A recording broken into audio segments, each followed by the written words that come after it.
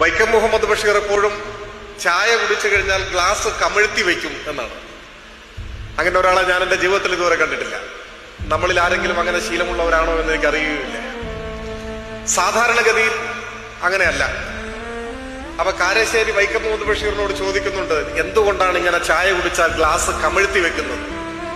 ചായയുടെ അവസാനം ആവശ്യത്വമൊക്കെ കമിഴ്ത്തി വെക്കുന്നിടത്തൊക്കെ ആവുമല്ലോ, വൃത്തികേടാവും സത്യത്തിൽ. അതിന് വൈക്കം മുഹമ്മദ് ബഷീർ പറയുന്ന മറുപടി, ചായ കുടിച്ചു കഴിഞ്ഞാൽ ഗ്ലാസ്സിൽ ഒരു ഇത്തിരിപ്പോളം ചായ ബാക്കിയുണ്ടാവും. അപ്പൊ ആ ചായയിൽ വന്ന് ഉറുമ്പുകൾ വീണ് ചത്തൊടും. അങ്ങനെ സംഭവിക്കാതിരിക്കാനാണ് അദ്ദേഹം ഗ്ലാസ് കമിഴ്ത്തി വെക്കുന്നത് എന്നാണ്. നിങ്ങൾ ആലോചിച്ചു നോക്കൂ, ഒരു ഉറുമ്പിന്റെ പോലും ദുരന്തത്തിന് താൻ കാരണമായി കൂടാ എന്നൊരു ചിന്തയാണ്. അതിന് ഉറുമ്പ് സ്നേഹം എന്നല്ല പറയുക, അതിന്റെ പേരാണ് മനുഷ്യ സ്നേഹം. മനുഷ്യ സ്നേഹം എന്ന് പറഞ്ഞാൽ ഒരു മനുഷ്യനും മറ്റൊരു മനുഷ്യനോടുള്ള സ്നേഹം എന്നല്ല അർത്ഥം. മനുഷ്യന്റെ ഉള്ളിൽ സർവ്വചരാചരങ്ങളോടുമുള്ള സ്നേഹം എന്നാണ് അർത്ഥം.